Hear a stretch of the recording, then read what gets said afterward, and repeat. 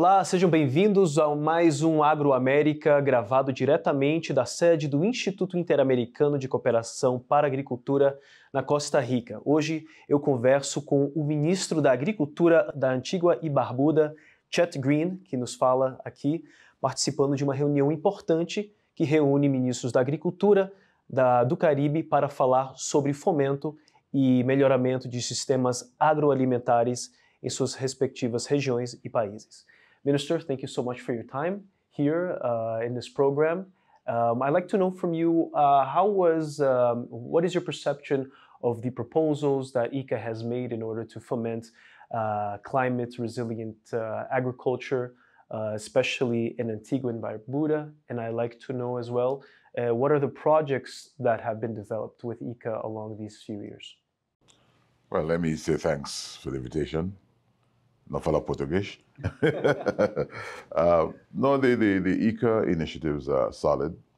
They do take into account the realities of small developing island states like mine, where, for example, water is a very major and significant challenge to our agricultural industry. The projects undertaken by ICA, quite a few. We've had interventions with some young female agriculturists or farmers. We have had a community-based project with the vetiver grass. Not only is it about the watershed and protecting our lands, but also about the products that can be made from the vetiver grass. And so we're very appreciative of ICA and the work is done in Antigua and continues to do. I think I should also use the opportunity to thank the ICA staff on Antigua for the constant engagement on Antigua Barbuda. As I mentioned, our biggest challenge in Antigua agriculture is water. And so we are now looking to introduce our reverse osmosis water into the agricultural sector because, again, we are drought prone. All our surface waters have, over the last several years, depleted, dried up completely. The government has made significant investments in RO water services. And so we're looking now to go into that direction for the whole question of food security, which is so quintessentially important. And so it's quite an urgent task to develop these climate resilient food systems as well as water capture. How important and what is the current state of cooperation with other countries? I know you have certain cooperations with China in certain projects, obviously with ICA, who do a lot of work trying to develop these types of food security systems. How is it now and what is the Well, status? You're right. We do have a partnership agreement with China. As a matter of fact, I was in China a few weeks ago, where agriculture was my focus. We are currently, with Chinese assistance, upgrading our abattoir. We're with Chinese assistance doing some cropping in select crops. The intention is to look at import substitutions. And so two items that come to mind readily are cauliflower and broccoli.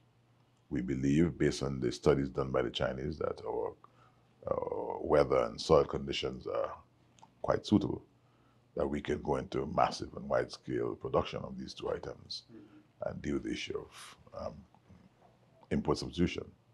But it doesn't stop there. We'll be going into other crops and other areas. We also look at the whole question of fruits, select fruits, so we can again have a reduction. Because the food import bill, as we have seen through ICA presentations in the region, entire region, it's crazy for me to use that term. Yeah. And we just need to do something about it. Certainly. And what are the opportunities now given besides the project on cauliflower and broccoli production that you see are possible in the near future? Let's say fruit you also spoke about. What about the opportunities given by the ocean?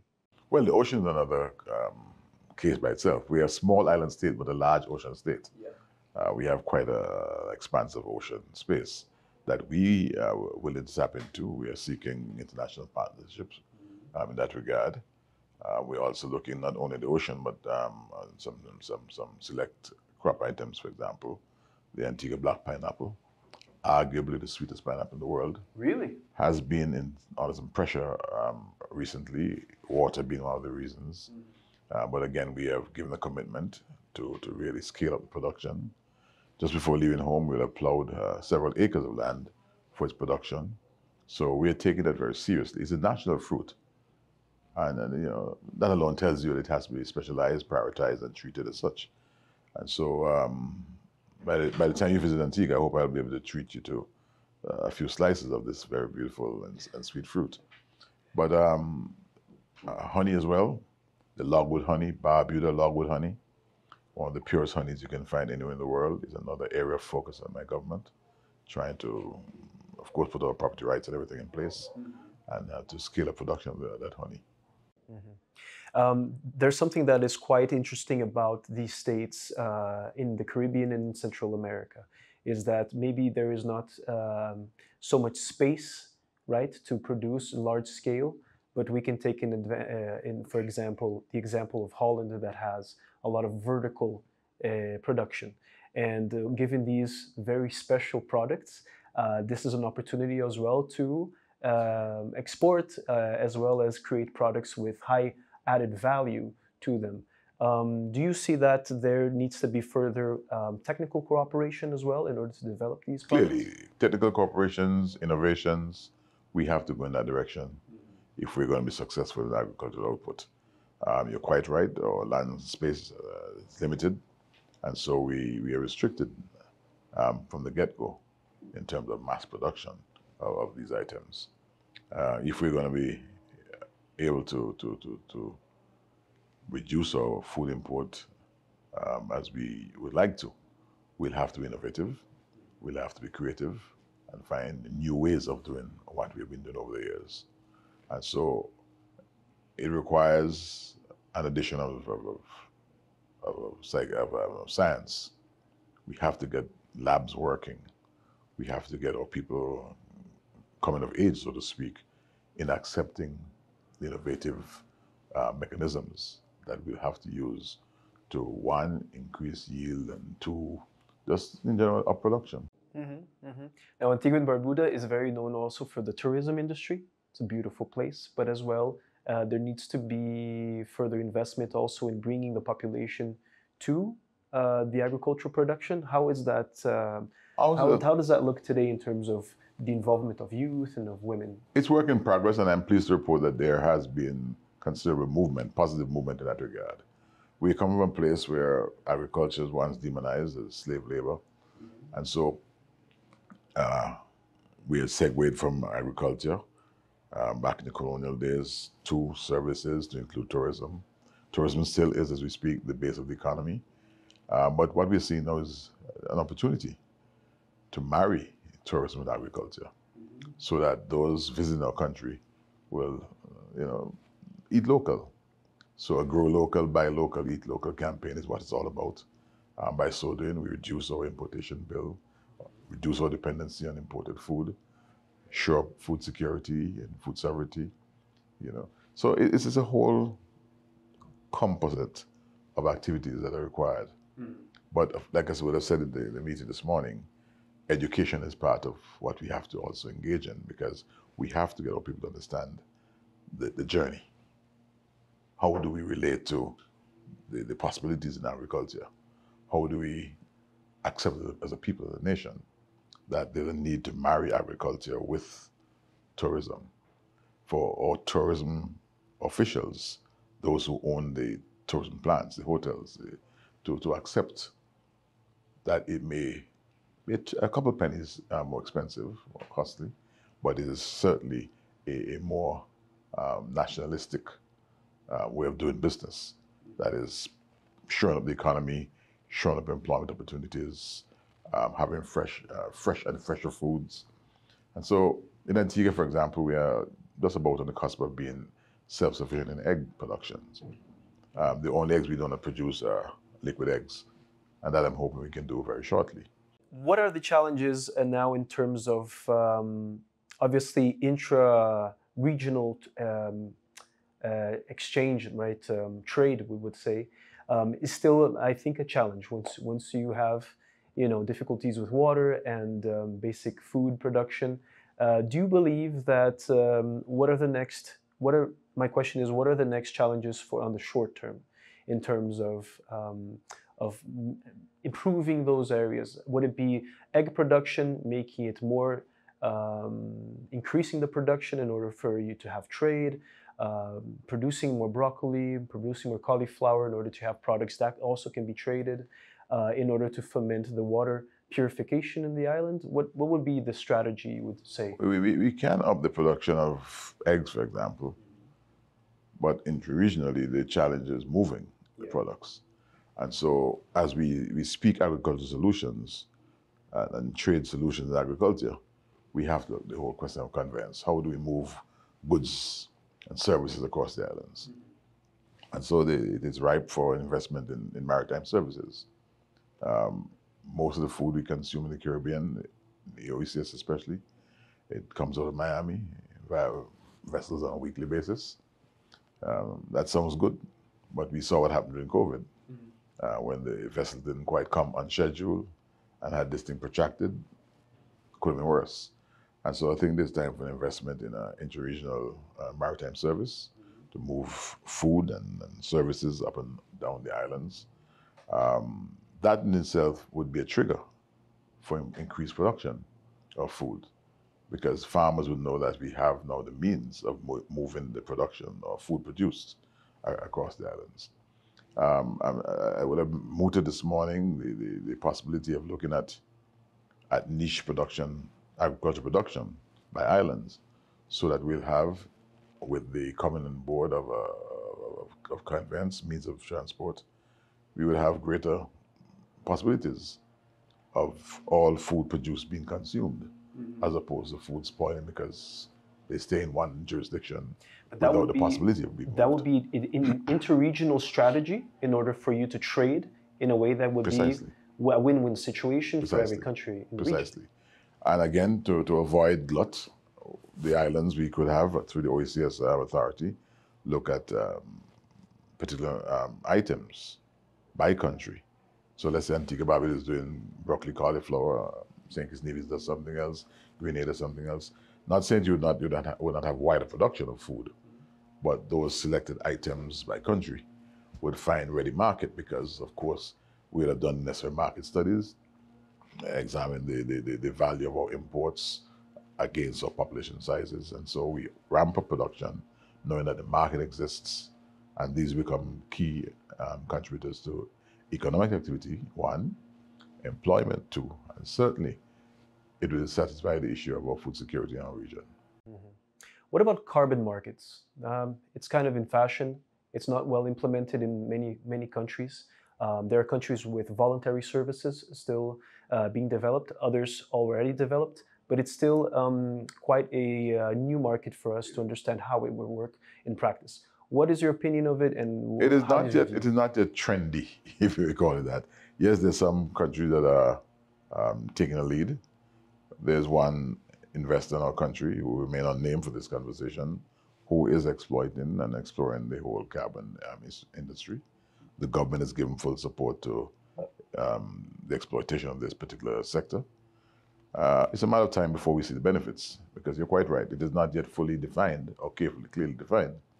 And so those who enter at the moment are really the leaders, guinea pigs even, you may call them, because there's no template from which you can say, okay, this is definitely going to be the outcome. But I subscribe to it. It is something to be explored and exploited. And I hope that in short order, it can be pulled together into a major industry all on its own. Certainly. Another theme that I'd like to touch base on is precisely the theme of degraded soils. ICA has a very prone project in order to recover degraded soils. One study that they have published last year is that around 48% of all soils in the Caribbean are in state of high degradation. So what does that mean for you in terms of recovering these soils? And are there actions already in place in order to recover with reforestation, for example? Interesting you ask the question, because this morning I did ask when I presented for greater technical cooperation with ICA. And without naming or mentioning this particular area, it's certainly one of the areas I'm very interested in. We've had some soil testing done, but it goes beyond testing. It goes now to the next step of how do you restore soil after it's been degraded for so long. And so, again, I'm honored to put on record my appreciation for ICA, to ICA, with regards to this particular project. And it's an initiative that Antigua Barbuda hopes to tap into shortly. Fantastic. Minister, thank you very much for this opportunity, for this interview. Para você que vem nos acompanhando, muito obrigado pela oportunidade. Eu fico por aqui e te aguardo no nosso próximo programa. Nós vamos falar com Samal Moja Duggins, que é o ministro da Agricultura, Pesca, Recursos Marinhos. Além disso, também cooperativas, empreendedorismo, economia criativa e esportes de São Cristóvão e Neves. Minister, thank you so much for your participation, your presence here. It's a wonderful opportunity for us to know more about your country and about the challenges that also involve agriculture, fisheries, and marine resources. I'd like to know, could you give us a panorama of what is the state of agriculture now in St. Kitts, as it's known, right, popularly, for us to understand a little bit more about also the challenges that we face today? Well, St. Kitts, as it's affectionately called, originally listed St. Christopher and Nevis. We are the smallest nation in the Western Hemisphere, I think still to date, and just covering over 100 square miles altogether, both islands. And as such, you recognize our ability to produce is limited by virtue of that fact. However, we would have been one of the countries that would have been significantly covered with sugar production over the past few centuries. And it was only in 2005 that we moved away from sugar production. And so up until then, it was a monocrop society driven by agriculture. We moved into tourism after that and services-based industries. And in that shift, I think agriculture got a bit of the bad end of the stick. You know, coming out of sugar, it was almost seen as something to move away from and not be a part of. And so that represents still one of the most significant challenges we face with agriculture. It is the cultural shift and the way people look at it, I think represents the most significant challenge. Now, this shares a very different panorama from different other nations from the Caribbean, right? You're coming from sugar production, which is over 200 years old, which has an opportunity to go back to sugar production. Is this an opportunity as well in order to do that, in order to produce sugar and other byproducts? Let's say either green fuels from sugarcane production, for example. What are the next steps, so you would say, to this cultural change as you brought it? Well, I think sugar is a thing of the past for our countries, simply because when you look at sugar production, you need a vast amount of land mass for it to make sense. And that was one of the reasons we moved away from it to begin with. What we recognize now is that just being able to be more food secure is at the dominant space in our minds as far as use of our lands for agriculture. Because the COVID-19 pandemic taught us a great deal. When those boats are not coming, the supermarket shelves look very different, and it is scary. We've had times where boats could not make the journey in with food, and you would believe it was near the apocalypse. Where you go to the supermarkets and there's nothing on the shelves. And so that made a real difference in the way we look at food security and agriculture. Now, in that time, I was not yet minister, having only been here now for some 11 months. And my role here is really to move that forward and ensure that our people, regardless of what circumstances are at play globally, will have food to eat. And that is more so what represents a significant move forward for us.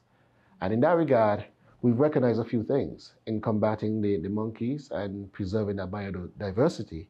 Greenhouses have become more or less a targeted feature because it now protects us from the monkeys while being able to sustainably grow more food. And the use of technology means that our limited land size will also not be a significant factor, as areas like hydroponics represent a way forward to grow more with less. Mm-hmm. Mm-hmm. Fantastic. What are your plans also for this fisheries sector in that sense? Well, for us, the fisheries sector is an area that largely been a bit untapped or not sufficiently tapped into. Although our fisheries represent about 65% of 65 times more than our actual landmass. So our exclusive economic zone is about 65 times more than the actual size of our country. So you recognize there we have tremendous potential. However, we've just never been a seafaring people. And again, that needs to be explored more and tapped into. But the cultural shift to get people to see the seawater as friendly when sometimes it could be seen as a monster is something that we've been trying to figure out the best means of doing so. Yeah.